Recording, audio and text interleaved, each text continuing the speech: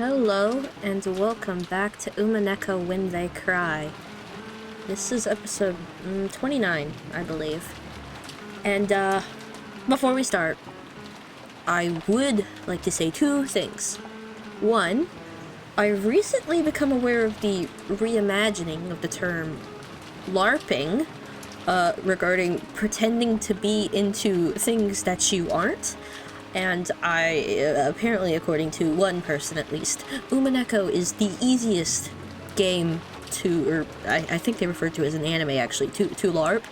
And, I hope I am never accused of that, considering I have video evidence of me playing. Second, I would like to cement one of my theories, or at least one of my current theories, until it suddenly gets disproved and changes, but, that... So considering last episode, Beatrice gave 2 letters, one to Rosa, one to Maria. I'd like to say that in episode 1, Beatrice gave Maria 2 letters. One of them was the one that she read at the dinner, and the second one was the one that ended up inside of Kinzo's room when the argument broke out near the end of the first episode.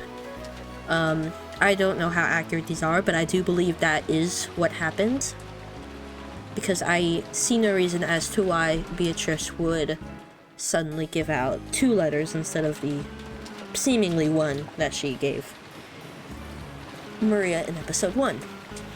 I feel like I had another theory, but I can't quite remember. I should probably start writing these down as I get them. But I don't have that much foresight. So, let's get into this. So, oh yeah, she was also manipulating Canon. RIP. Furthermore, she was threatening to do this so that she could make Canon, who had never submitted to the witch, finally give in. It was that simple. In the end, though, he had tried to resist the witch and avoid pleasing her. He'd only made things more amusing for her. After all, he was furniture. No, a toy. They were nothing but toys meant only to distract her from her boredom. Damn. What will you do, Canon? If you kneel, I might refrain from choosing Shannon as a sacrifice. See? Oh yes, and seeing as Shannon might be the one to be killed as part of the second Twilight, that means the death order might be rearranged, but it depends on what Canon does here, I assume. Curious to see if the death order will change. That will make things harder for Battler, though, if he does intend to prove these things, but, you know, we will see.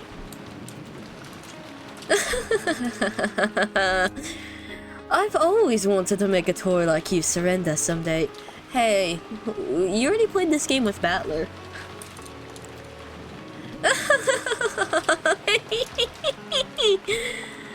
Without even a fragment of elegance, the witch sneered at Canon and laughed indecently. That's right, she'd predicted Canon's submission even before he'd made that decision himself. Canon chose to get down on both knees in front of the witch. It didn't matter what happened to himself. However, the one thing he couldn't bear to see was Shannon, who had given him his only reason to live during his days as furniture, being toyed with like this. That was why kissing the shoes of the witch was an easy oath for Canon to make. No offense, but who's to say she's gonna follow this? She does like to play.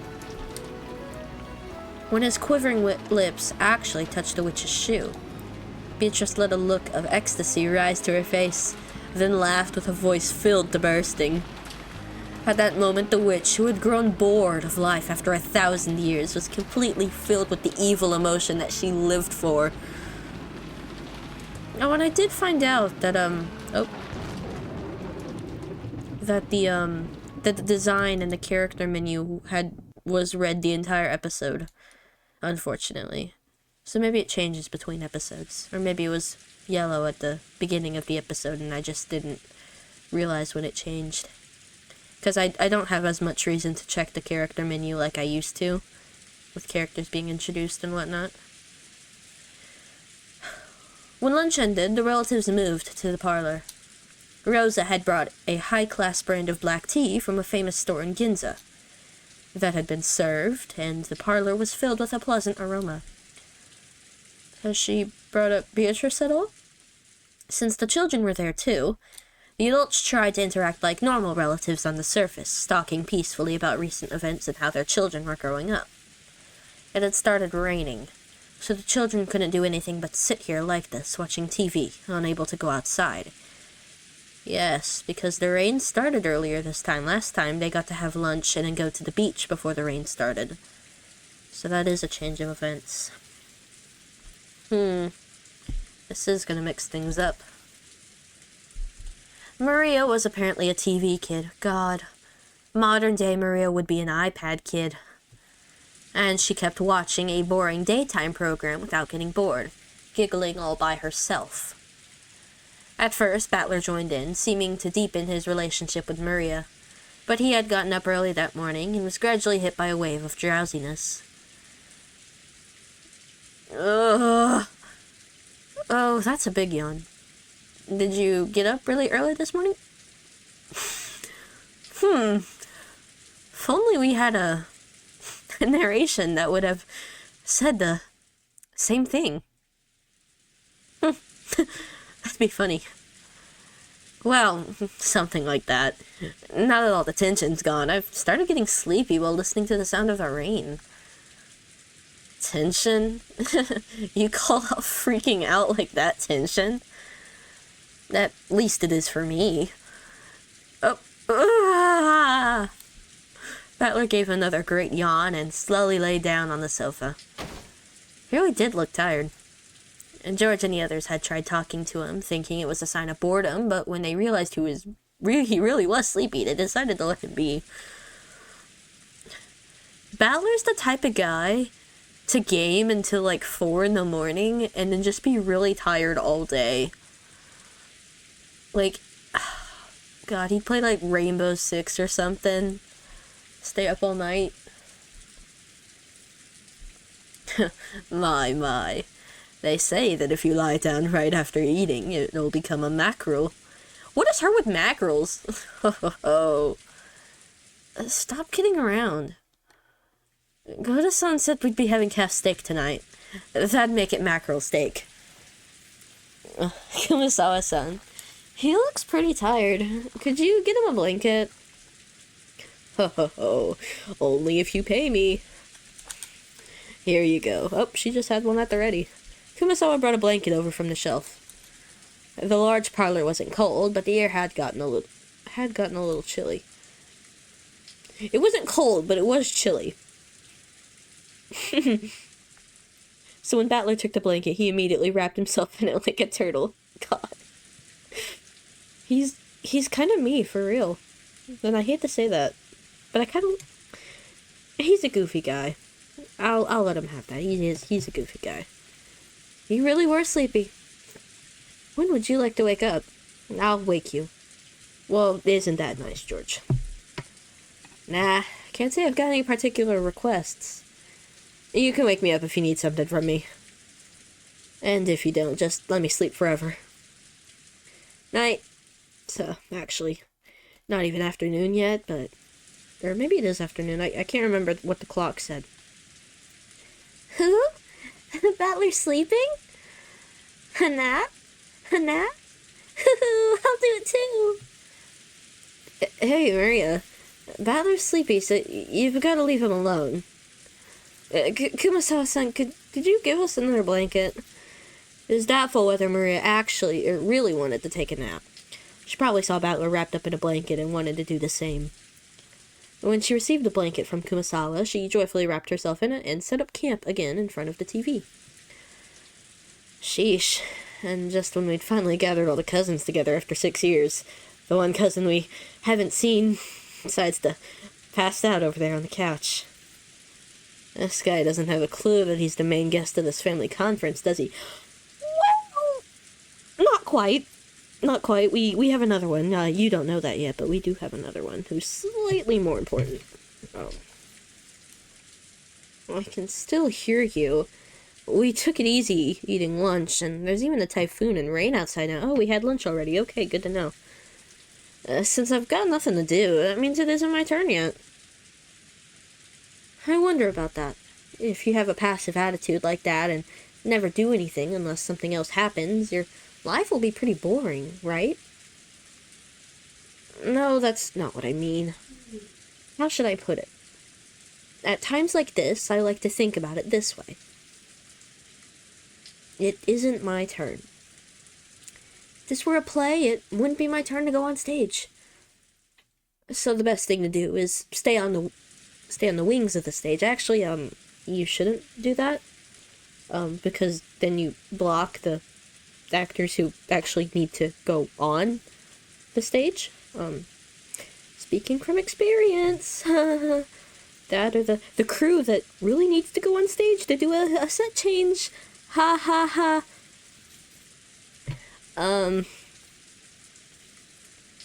Is this like a hint that we're about to not see Battler for the next 15 hours? You're always the main character of your own life, right? Why are you acting like you're in a supporting role?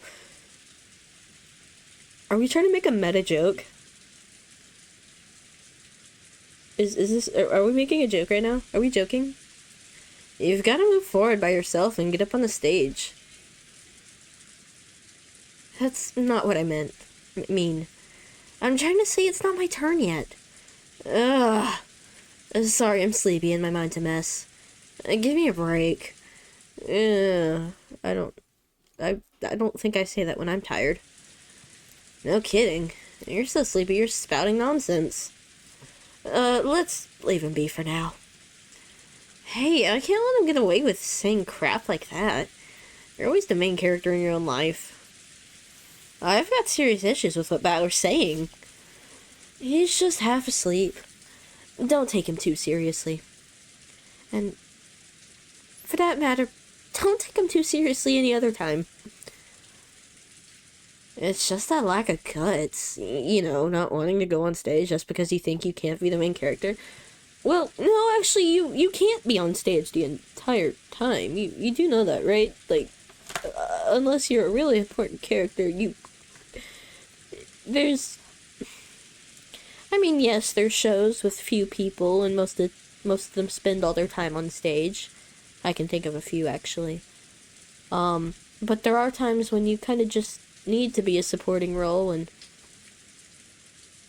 get off the stage when you're not needed. You know? So, I mean, I understand what Jessica's saying, but the way she's going about it isn't completely accurate. Something about it just pisses me off. With distant eyes, Jessica gazed out the window at the grey rose garden obscured by rain. She's thinking about Cannon. He's with another woman right now. When she put her forehead up against the glass, the pleasantly cool sensation seemed to chase away memories she was trying to forget. So, it just wasn't your turn yet? Is that it? Then, just when will you get up on the stage? Yeah, she's thinking of Cannon. In that case, who the heck is the main character on this stage? Are we being meta? Oh. Which moment? Oh, we're getting this one. Dang, it's like you think you can do whatever you want. What the hell is all this? It's all screwed up. Exactly, it's different this time. I was merely amused that your reason for denying me was based on whether there were 18 or 19 people. Well, now there are 19 people. I just tried changing my opening move. No more. Your greatest basis for denying me is simply that I wasn't laid out as a piece on the game board. So, all I have to do is start by focusing on the queen, like this. Isn't opening the road for the queen on your first turn one of the classic moves in chess? Quit playing around. There's no way. Yeah, I can accept something like this, right? A witch came in, walking right through the entrance hall, you say? Don't mess with me. What's this? In the last game, I gave you incredible freedom in making your moves, correct? This time, all I'm doing is moving my pieces in response to your moves. Are you already giving up right at the start? You bastard. Don't mess with me. It's like hell I'd give in. A great move. Go ahead and just move however you like. Okay, so your turn's far from over, is it? Move however you want. Form a huge battle formation while you still can. I'll definitely withstand you. I'll definitely corner you. Come at me as best you can. I don't want you to have any excuses. You aren't even close to making me accept something like a witch. That's right. Just now, it looked like Maria's candy was fixed with magic. But you might have actually had another one of the same candy hidden in your pocket. And switched them with that little show, making it only look like you'd fixed it with magic. Yeah, that's right. That had to be it. It's useless. It's all useless. Rosa saw the moment when the candy split into butterflies, correct? Who cares about that? You could have been like a magician. Butterflies up your sleeve. You know, it's not impossible. There's ways to make them go to sleep right until you need them. That was a hallucination, or a trick, or maybe she just saw it wrong. That isn't a big problem. So you throw out the part you can't explain is trivial. I see, is that your move in response to mine? You've dug your own grave. Oh, show me a battler. It still isn't your turn yet. Allow me to make my move for a little longer. Even though you can only move one piece at a time per turn in chess. It has barely begun. The turn of the witch. Did we just name drop the chapter? The episode? Okay. We're heading back. God, I love these little interludes with them talking. I know we've only had 2 so far, but I really do enjoy them. Because it gets to show Battler's thought process as we interrupt. Oh god. When they started hearing Battler snores, the relatives went their separate ways, leaving the parlor and letting Battler sleep in silence. Even though it had been so lively in the parlor with so many people gathered there, when all of them scattered at once and were swallowed up by the vast mansion, it created an eerie silence with no sound except that of the rain.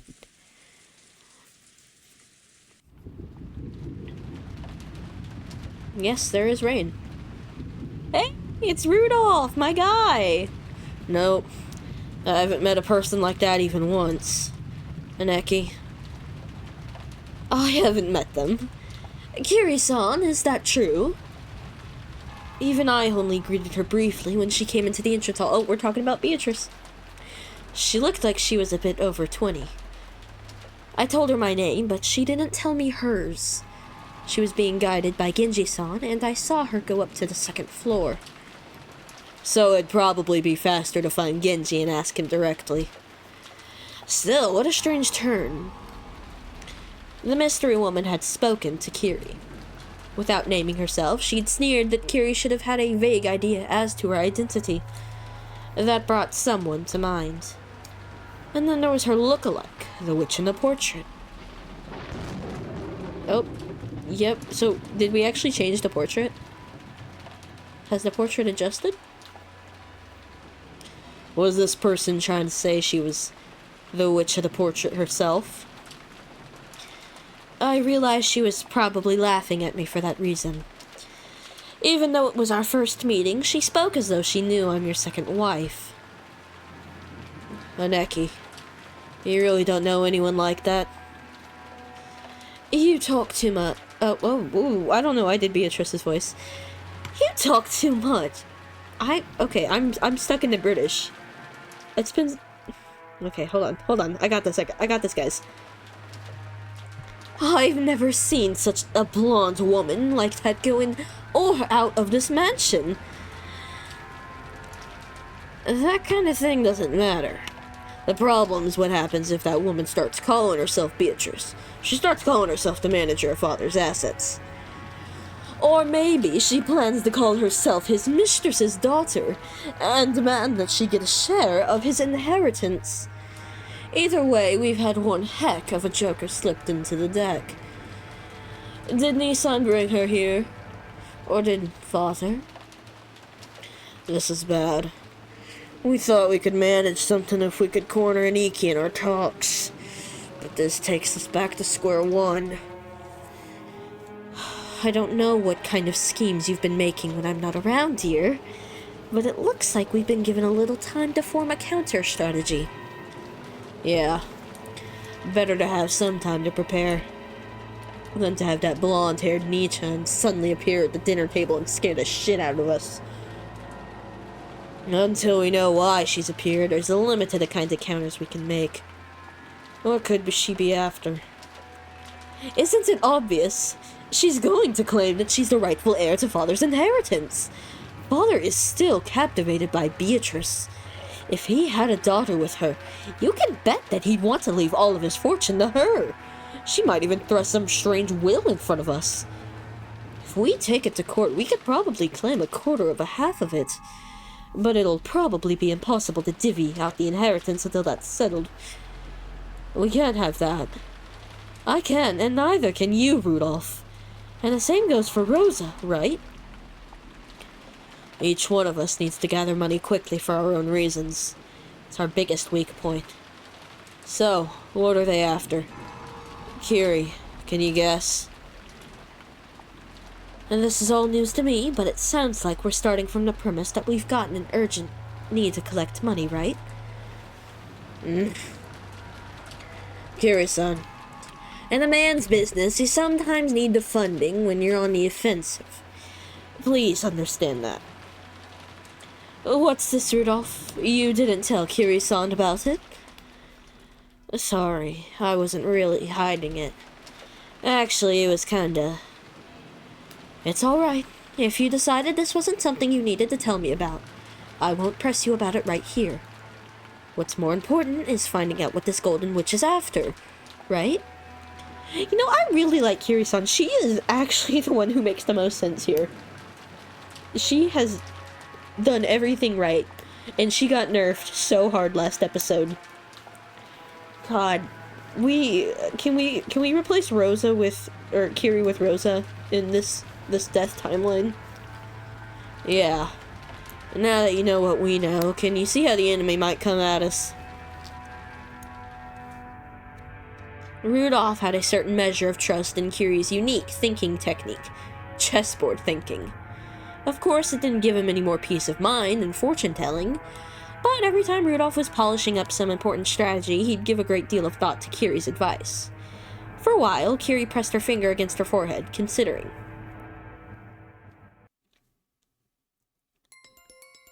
Judging by the fact that her arrival was kept hidden until today, she must be planning to catch us by surprise in some way. We can't tell for sure whether she's after assets or being recognized as a relative. However, her coming was kept secret until today, which probably means she didn't want us to take any measures against her, something we might have done if we'd known beforehand.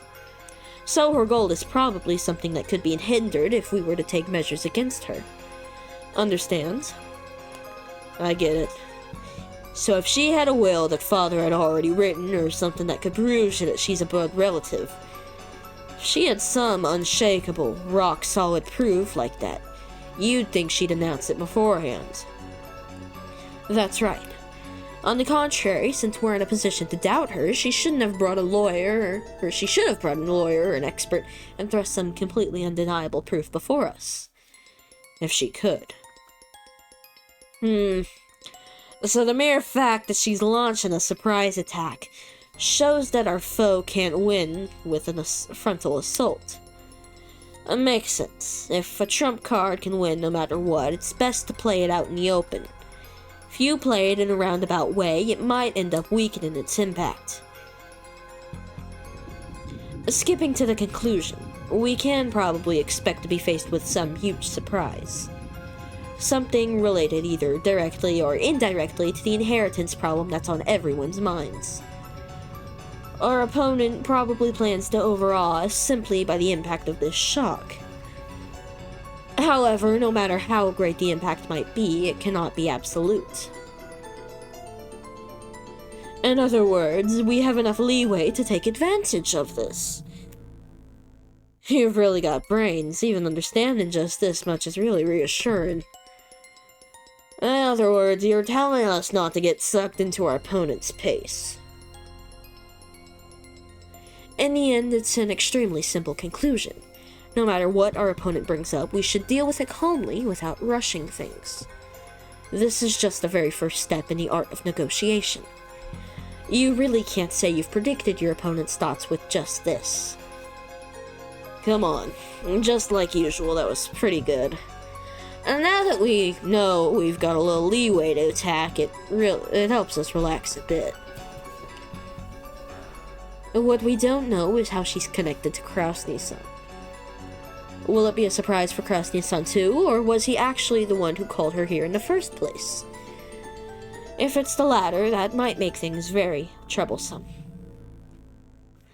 That's right. Secretly calling a mystery woman on the day of the family conference. It would be in terrible taste, but it does feel like something Nissan would do. Neki, let's do this. As long as she can't clearly prove her identity, we won't accept her position in any way.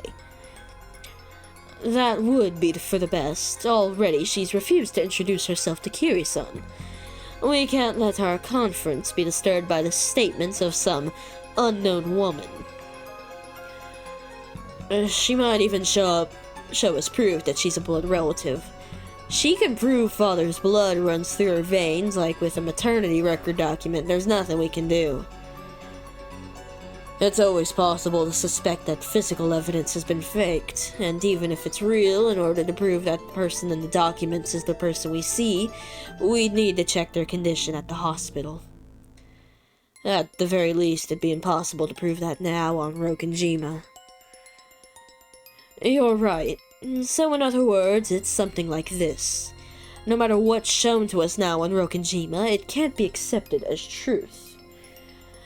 We can't believe anything until the typhoon passes and they prove it to us at the proper place.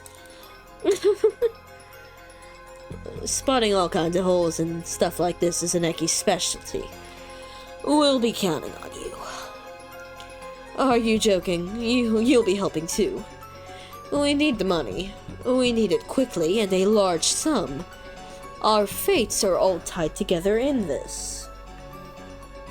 As if we just stand by and let some suddenly appearing mystery woman destroy the inheritance we're after. Rudolph and Ava always formed a united front as siblings at times like this. Sickened by the idea that their own inheritance might be snatched away by an outsider. Kiri noticed how indomitable they looked, shook her head slightly, and gave a small sigh as she gazed out the window. Outside it was still raining heavily and everything was grey, having lost all vibrance. The lush garden that the sun had shone on earlier now felt like a lie. For some reason, the word Ava said a second ago kept repeating in Kiri's head. So in other words, it's something like this. No matter what's shown to us now on Rokenjima, it can't be accepted as truth. There was an odd nuance to those words. At that moment, the island was closed off by the typhoon and isolated. They had access to no public institutions and no hospital. So on this island, no matter what manner of proof related to the outside world was shown, it would always be possible to call it a lie. It would be impossible to prove that something was the truth. Huh. I'm guessing this is a little, nudge to say some of the facts shown here are a little impossible to prove. Unless you get proof? Question mark? Now that they were isolated from the outside, all truths whose proof lay in the outside world would be called lies. So does that mean that right now on this Rokenjima, no truth exists at all? Does it mean that everything will now be ruled by lies alone? It almost gives the illusion that we've left the human world of truth. Funny you should say that, actually. You're a bit of a chess piece on a board right now. and have been shut away inside another world, one of lies. Kira remembered that woman's appearance one more time. She remembered both what she had looked like and the witch of the portrait.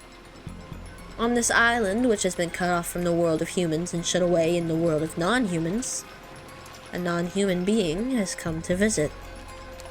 Kira couldn't think of the smile that had appeared on that woman's face as anything other than a portent of misfortune. I get the feeling my chessboard thinking's missed a vital premise, one that'll be necessary to understand that misfortune-bearing smile. Yes, that smile made me feel as though someone inhuman was mocking me. Yeah, you're right about that one. I've based my reasoning on the assumption that our opponent is a human, like us. However, just like this island now, she may be a being that isn't human, and human values may not matter to her. Well, your stepson is, kind of trying to fight that one out right now.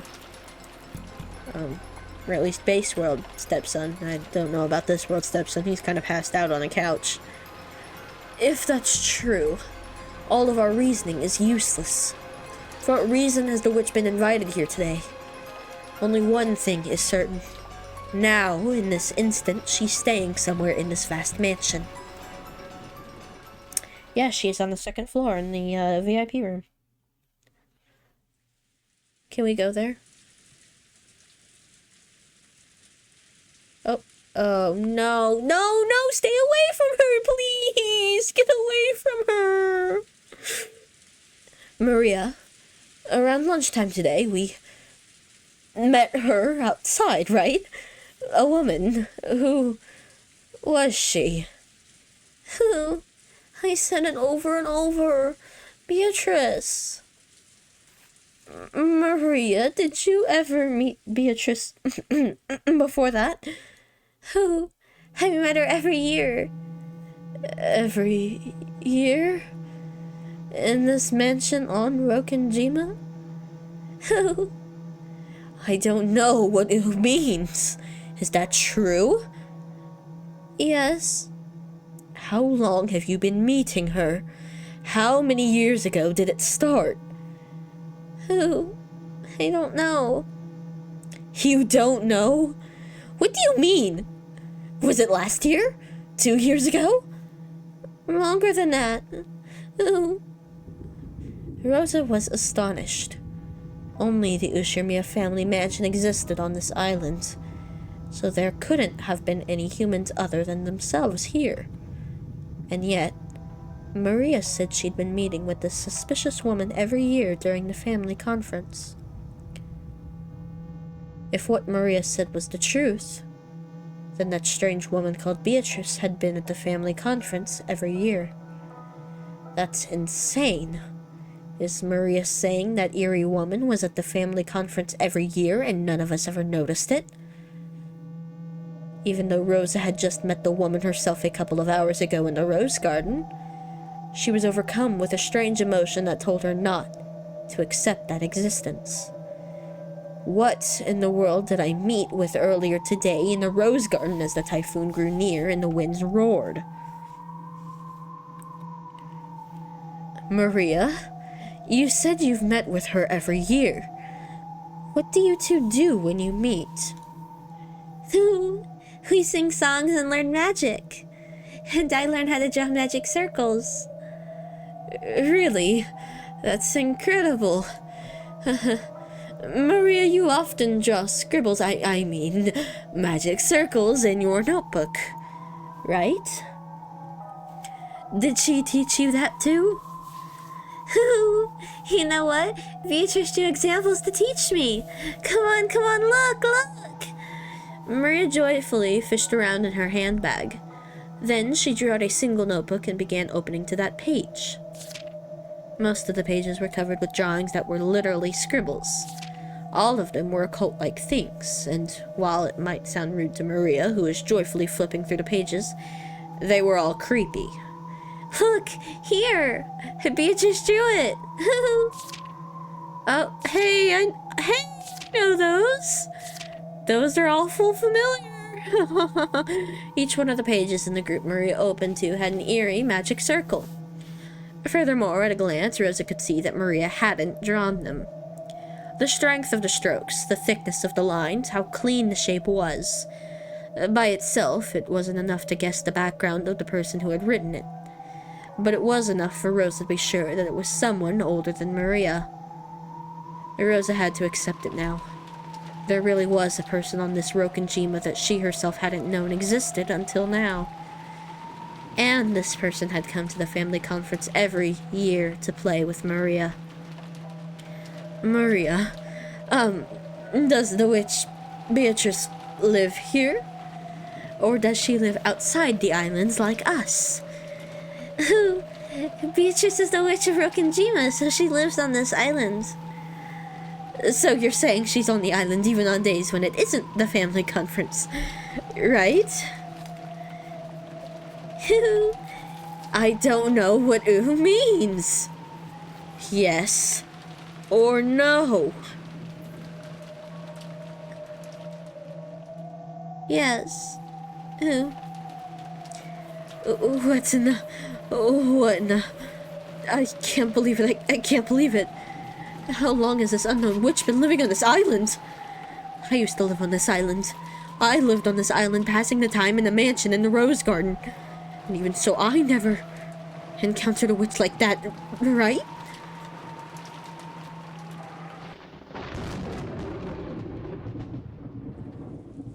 Mama?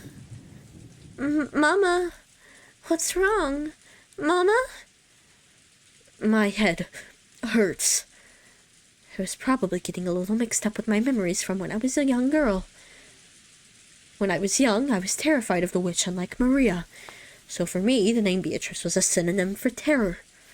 Surely my fear from those days has been revived by the appearance of a young woman going by that name. She can't be a witch. She's obviously a human calling herself Beatrice, right? That's right. That witch entrusted me with an envelope. What in the world could that be? Rosa pulled the Western-style envelope out of her pocket. It was one of the envelopes that bore the Ushirmia family crest, with which Kenzo used for his personal letters, and its red sealing wax had even been sealed by the head's ring, which Kenzo held, which meant that this envelope belonged to the Ushirmia family head. In other words, it was from Father. Why was a woman calling herself Beatrice holding it, and why did she give it to me? That's right. I'm sure she said to read this aloud at dinner. What in the world could be written inside? Sense of uncertainty gripped Rosa, as if opening this envelope might let loose incredible misfortune. However, at the same time, a little curiosity sprouted up too, urging her to find out what was written inside before the other siblings could. Using common sense, one might guess that it contained a huge decision somehow related to Father's inheritance. Actually, since she'd received it from a woman who called herself Beatrice, there simply had to be some connection. Doesn't mean this person wants not just the 4, but a total of 5 people to be included in the inheritance? I need a large sum of money, and I can't wait long. I feel like such a sinful daughter for discussing Father's inheritance while he's still alive. But this is no time to spout off cheap ideals. And I've even colluded with Rudolf Nissan and Eva Nissan in order to get some money out of Kraus Nissan. Coming from that position, I can't help but see the appearance of the witch as a sign of approaching misfortune. What could be written in here? I'm sure it's something frightening. Shall I read it secretly myself first? Beatrice is gonna kill you. The witch requested that it be read at the dinner table with everyone gathered. But if that's what she wanted, why couldn't she just read it aloud herself at dinner? Why did she go to all the trouble of entrusting it to me? 'Cause she probably doesn't really aim to show up at dinner. She just wants to be on the island, so Battler doesn't have the whole, well, is there or isn't there a 19th person debacle again. I don't think she intends to show up all too often. As much as I want her to, I really do want Beatrice to show up more often, but I understand from a narrative standpoint why she possibly couldn't. But maybe I'm just making assumptions. Simply put, it is because she doesn't mind if I read it secretly beforehand. It'd be better to secretly read the contents first. I understand that mean breaking my promise, that and breaking the seal, which would show that it's been tampered with somehow, some way, possibly. But this is no longer the time for cheap ideals. Depending on the contents, I should probably discuss it with Ava Nissan and Rudolph Nissan too. They're always really good thinkers when it comes to this kind of thing. When I gulped and put my hand to the red sealing wax, something suddenly pulled on my sleeve and I let out a small scream. It's Maria. Why would you do it in front of Maria? You know Maria wouldn't let you do that. What? Maria? Don't scare me like that. What is it? Oh, you mustn't. Uh-huh. And Maria's expression was the same portent of misfortune she'd felt from that witch, and it sent a tingle up her spine. Beatrice told Mama to read that letter during dinner. You mustn't break a promise with a witch. That's not it. I just wanted to look at the envelope for a second. I'll keep my promise. After all, I always tell you to keep your promises. Of course, I keep my promises. Yes, Mama's a good girl. That laugh, it isn't cute, so stop it. Ooh. Come to think of it, you received a letter too, Maria. What was written inside? I haven't opened it. Beatrice said I mustn't open it until the time to open it comes. So I'm taking good care of it. I see. You listen well to what Beatrice says, don't you, Maria? I'm Beatrice's disciple, so I listen well to what my teacher says. I see. Rosa realized something. Mixed in with Maria's gaze was the glint of someone that wasn't her. If Rosa broke the rules and opened the envelope here, Beatrice would definitely learn of it. Because Maria was the witch's disciple. Maria was in contact with that witch. I'll keep my promise, so tell Beatrice not to worry, okay? I'll tell her. Hey, Maria. If I wanted to speak to Beatrice, how could I meet her? I don't know. Beatrice is very fickle, so she always appears suddenly. I don't know a way to get her to meet me. But you know, she's always watching me. So if I get in trouble, she'll definitely come and save me afterwards. She's definitely erased her form and is hiding close to me. Don't I always tell you to stop laughing like that? Oh, don't! Rosa reflexively hit Maria on the head. Stop! That put a stop to Maria's laughing, but it wasn't able to erase the color that had risen to those eyes. A color that seemed to bear a portent of misfortune. Okay, that's our new favorite phrase now, isn't it? Yeah, no, hold on. Yeah. These two. These two are the only characters that have blue eyes. Everyone else has black eyes. Everyone else has black eyes. But Beatrice and Maria have blue eyes. Unless they... Did they change that in here? They changed it in here! See, now I don't like that. They're changing fundamental character designs. Like, Balor doesn't need blue eyes. George doesn't need green eyes. I mean... I guess brown eyes are technically the... Like, okay, they kind of have blue eyes. But, like, that wasn't the intent! All of them had the soulless black eyes. I mean, they're not soulless, but still, like... I feel like it was an intentional decision to make these two have blue eyes. It's like... Yeah. I'm sorry, I will always have beef with the pachinko sprites. I will never like them. You know what? That's also why I didn't really want to play with the, PS3 sprites either. Because they also change things, and they also just look kind of lifeless. Like, I get they have more movement, and there's, you know, it's not just different expressions and they actually like move their arms and stuff, but these just have such a charm to them and they feel so much more expressive. I mean, it's a different style, but I really like this style. Rosa swore. She swore that at least until they left this island, she would not leave Maria alone. She couldn't allow an unknown being to make direct contact with her daughter any longer. Oh, time passes. Or maybe not. In my heart, the clock. Oh, yes, okay, the clock did show. Oh, okay, we're way late. 6 o'clock? Crazy. Time is moving so much faster this time around. Well, actually, that's just because we are kind of skipping over most of the events. It hasn't really gone faster because we've had a lot more background before the start. Yep. Of the conference. I think I have a splinter in my finger. But, you know, it's whatever. Maria still hasn't come back. I wonder if she's getting scolded by Aunt Rosa again. Ever since they'd met Maria at the airport, she'd been romping around chatting about Halloween the whole time.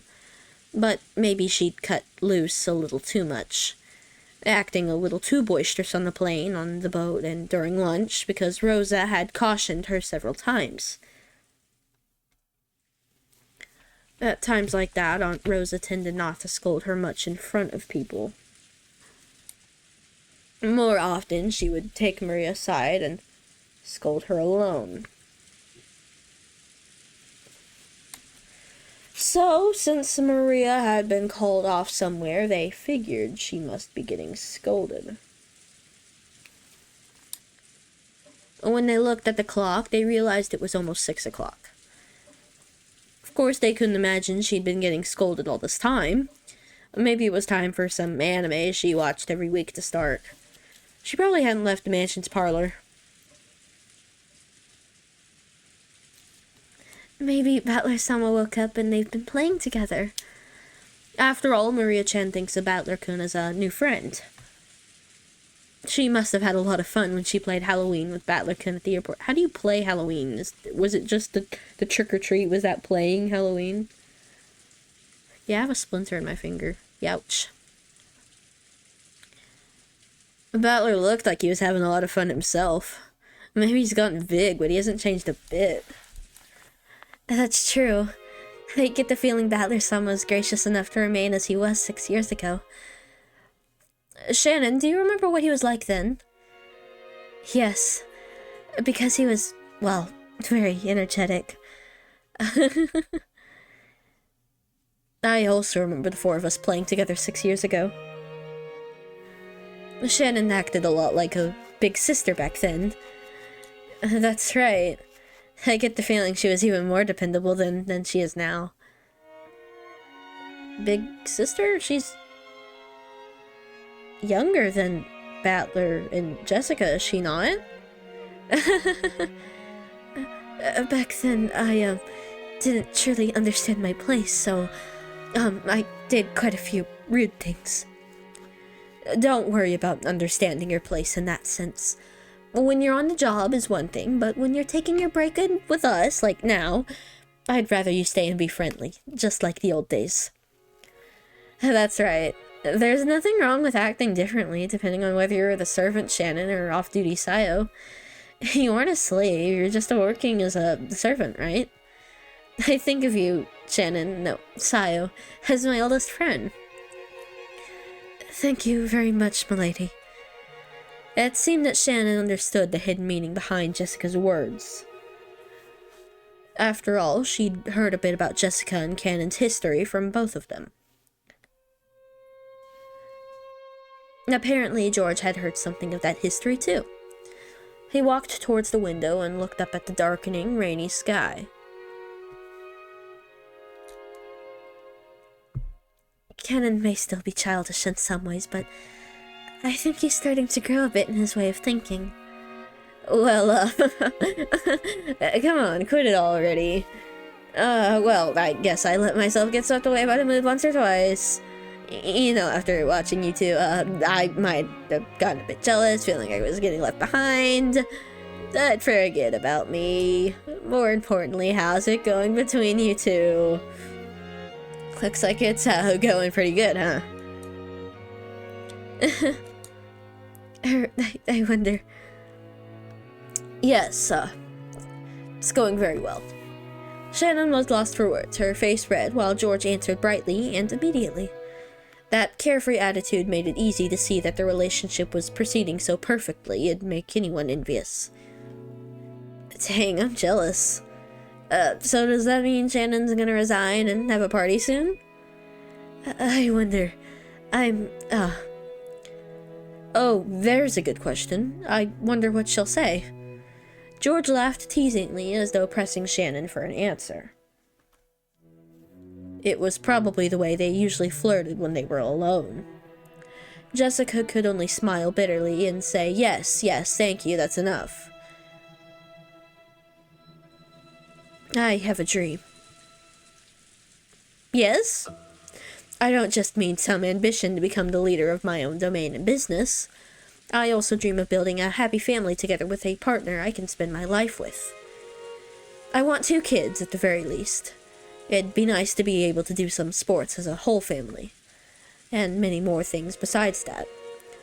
I often talk with Shannon about that kind of thing. Though every time I do, she always laughs and says I'm getting ahead of myself. For some reason, even at the age I am now, I find myself thinking about what it'd be like to live peacefully in my old age. With healthy grown-up kids and grandchildren running around all over the place. If only I could spend the rest of my life at a slow pace, surrounded by that, together with Shannon forever. Yeah, you're definitely getting ahead of yourself.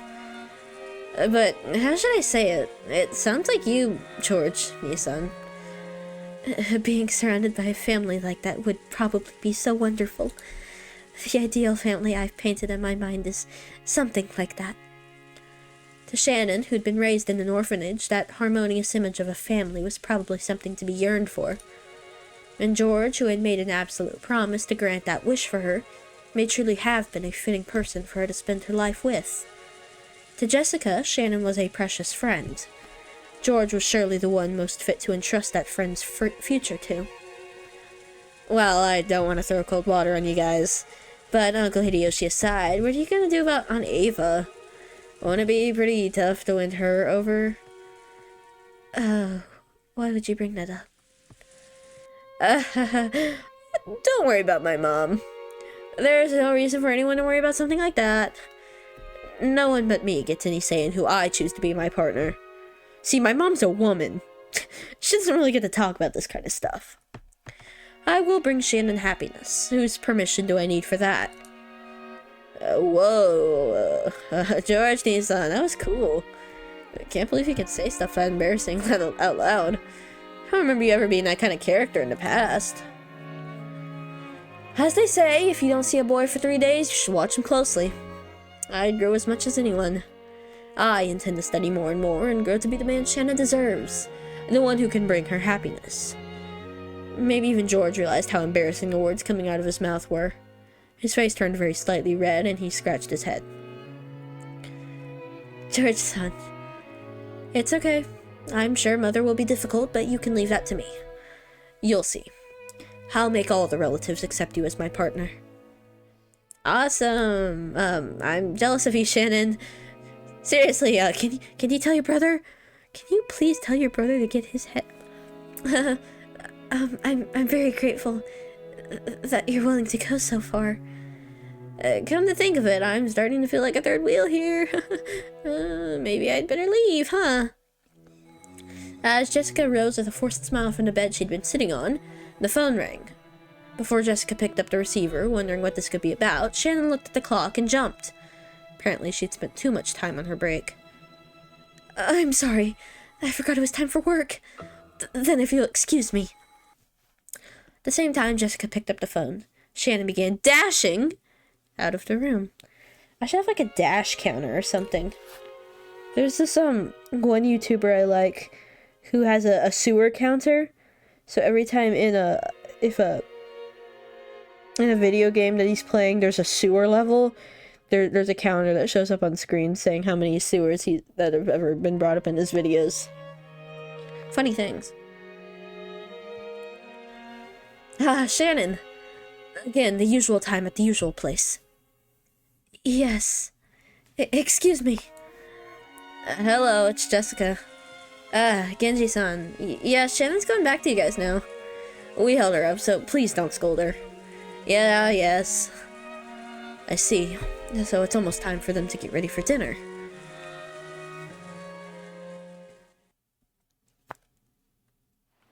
Many plates were lined up on the counter in the kitchen. Preparations for dinner were proceeding steadily. The number of plates lined up there was 19. That was one more than should have been set up for the annual family conference. Oh? Hi. Ugh! It's him! I had it so good last time with not seeing him at all, and here he is, ruining the mood. I can't accept it. Why can't I deliver it directly? Goto-san flared up at Genji, paying no heed to the pot that was spitting steam. Maybe she doesn't want to see your bitch ass. Oh. Well. Maybe Kenzo doesn't want to see your bitch ass either. Bitch. The master enjoyed eating alone in the study, so his food needed to be served in that room. However, that was something that always happened. Of course, Goto-san would want to set the table for the master with his own hands, since he'd put his heart and soul into his cooking. But the master had imposed a strict rule that none but servants bearing the Golden Eagle crest enter his study. So while Goto-san would be able to greet the master from outside the study, not once had he been granted the honor of carrying his cooking inside. Goto-san was always irritated by this. Of course, he was a newcomer in terms of years of service. However, he had piled up plenty of experience from his previous jobs, and he was quite confident that he'd be able to perform in front of Kenzo in a manner that would do him no disservice. And yet, simply because he was not permitted to wear the Golden Eagle, he still hadn't been blessed with his honor. Can you imagine what damage that would do to his pride? You might think tonight was a repeat of that, but it wasn't. Because tonight was a person other than the master who wanted their food carried to their room. Apparently, this person is an extremely rare and honored guest, and we've been given strict orders to treat them in the same manner as the master, the family head. Goto-san must have wanted to earn some points by serving this honored guest with his own hands. After all, he was an extremely vain person. If he wasn't qualified to serve the master, then at least a guest of the same rank. He simply couldn't find time during lunch, so Kanon-san had gone in his place. So he truly desired to personally serve this person tonight's meal, the best dinner of the year. But Genji-san had put a stop to that. Something about how Goto-san didn't wear the Golden Eagle. After being told once more that he wasn't qualified, Goto-san lost his patience. So heartrending, Goto-san. I cannot do anything more than watch like this from the shadows. Kumasawa-san, if you have enough free time to dawdle around, please get the dining hall ready. Is the tablecloth set? Oh, my apologies. Don't yell at her like that. When it became her turn to bear his wrath, Kumasawa slid out into the hall. Beatrice-sama is of exactly the same rank as the master. All rules regarding her are to be respected just as much as those involving the master. Goto-san, please devote your attention entirely towards your own task and serve all the relatives. I wouldn't mind if it was you, Genji-san, but is it really okay to let a child like this serve such a guest? She did earlier. If she made some blunder, it would be quite embarrassing. I know they've served here a long time, but that doesn't mean they've been trained in the proper areas. Hey, so that's the entire point of them being here. If you'll allow me to speak freely, they are completely lacking in the fundamentals that might qualify them to interact with such a guest. Well, you're not making... I'm not even bothered trying to justify... Yeah, Shannon, don't listen to this guy. Goto spoke bluntly, even though Shannon was standing right there in the kitchen. Shannon was the one whom Genji had ordered to carry dinner to Beatrice's room. By the ranking system among the servants permitted to wear the Golden Eagle, Shannon certainly was the second highest in rank. the highest ranked, Genji went to set the table in Kenzo's room, then it fell to Shannon to set the table in Beatrice's room. Goda's pride was always horribly injured by this ranking system. Maybe if you weren't such a little bitch, Goda. At times like this, he'd speak out bluntly and rudely against Shannon and Cannon.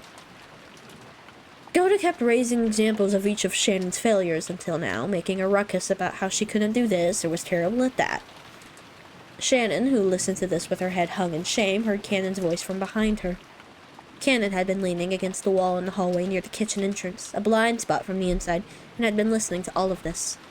He probably knew that if he entered the kitchen, sparks would start to fly his way. I've got to say it. The man's scum. I agree. But we could learn a lot about the fundamentals of entertaining guests from him. Goda-san has learned so much, so he'd be a great reference. Nissan, you sure are nice. And more importantly, is the guest in the VIP room really Beatrice-sama, as they say? Yes. I met her when I was sent to serve her lunch. There can be no doubt it's her. Really? Was she doing well? I kissed her shoes. Thank me. You're not dying. The Cannon remembered that he and Shannon had different impressions of Beatrice. To Shannon, Beatrice was a cupid of love who had granted her magic to establish her relationship with George. Judging by the expression that rose to her face, it looked like she couldn't wait to inform Beatrice of how her relationship with George had progressed. However, Cannon already knew. That witch came here with a terrifying goal in mind. The nebulous witch that only they'd been able to see in the past had now revived so fully that she could walk in openly through the front door, and even have dinner carried to her. Once, when she'd vanished from in front of Cannon, the witch said something about how her own power was still weak. So, if that witch was now appearing so openly, did it mean she'd finally regained her former power? And she said something else, too. She definitely said that she'd sown the seeds of love, while fully aware that they would fail. And she said even more. She definitely said that the day had finally come, upon which the door to the Golden Land would be opened.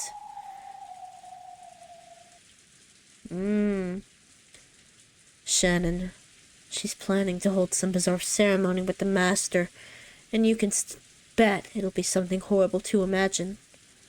Something too horrible to imagine. And no one will be able to resist. What are you talking about? She came here. She came here as the Master requested so that the door to the Golden Land would open, and so that everything would be returned to the Golden Land. She definitely said that to me. In the past, the two of them, as furniture working for Kenzo, had been told what opening the door to the Golden Land implied. So Shannon understood everything without having to ask a single question. And because of that, she felt a deep despair. Something tore at Cannon's heart as he looked at the expression twisting with grief.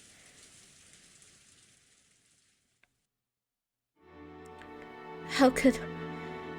Why now? Didn't I tell you? We are furniture. Because you acted like a human, because of love, you're incapable of obediently accepting the day of our service comes to an end. Once I wished this day would come, but it never came year after year. I didn't know how long we'd be forced to endure suffering as furniture. So I thought that day of rest wouldn't come for all eternity. I thought the same thing. But I believed that it would definitely come someday. So I never forgot that I'm furniture. But Nissan, you did forget. It's my fault, isn't it? It was I who... Yeah, it's your fault, Nissan. If only you hadn't experienced love, we'd both be happy that this day had finally come. You built up too many pointless regrets, even though you knew you'd have to leave this world someday. Will the ceremony begin tonight? Yes. And she said one more thing. Tonight, George-sama will probably give you an engagement ring, Nissan. That was a fact. George supposedly had an engagement ring hidden in his pocket today. And surely, he would hand it over tonight. She brought you two together, planning to use you as the sacrifices of the second twilight. Get it?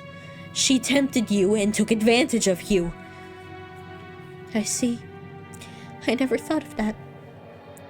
But she told me. She promised that if you don't accept the engagement ring tonight, you won't be chosen as a sacrifice, Nissan. I think our chances of being able to go to the Golden Land together are very slim.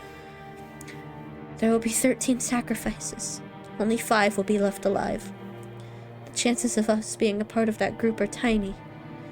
But if you just accept her offer... If you just accept her offer, those chances will rise. I want to take that bet. Our salvation is in the Golden Land. We're gonna reach that place and gain humanity. And then, I want to live life as a human together with you, Nissan. If we do that, we might be able to find true love. In the past, we used to dream about being able to go to the Golden Land. If we go there, any wish will be granted. We'll be saved from this pain. It's what we believed. However, in this ceremony, only a few people would be invited to the Golden Land, chosen by fate and chance. Everyone else would lose their life as a sacrifice midway through the ceremony. However, in the past, Shannon and Cannon had thought that whether they reached the Golden Land or were sacrificed, they would still be released from their duties as furniture. That meant this ceremony would definitely bring release to furniture like them, no matter what happened. I don't like it. Together with you, I want to make up for all the suffering we've endured. I won't become a sacrifice. Nissan and I will remain alive, and we'll reach the Golden Land together. So I won't let you become the sacrifice of the second twilight. Please, Nissan, don't accept that man's ring. If you don't accept it, she promised not to select you as a sacrifice. I cannot do that. Tonight's ring is very special. My heart won't let me refuse it. Nissan, the sacrifices of the ceremony are decided on the witch's whims, and that witch has promised to overlook you. Just you, Nissan. You alone will definitely be able to go to the Golden Land. Only me? What about you, Cannon-kun? The witch's game is enough for me. I'll slip through her clutches. I am not powerless. I'll tightly grasp that faint chance. After all, our lives are transient, aren't they? In order to begin our real lives, let's drag ourselves to the Golden Land. Then, we will gain humanity. Oh my god. Jesus.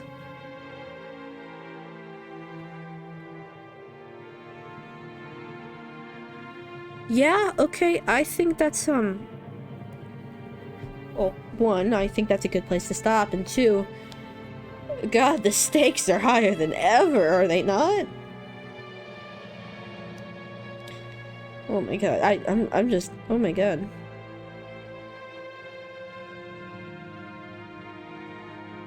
Yeah, no, whoops.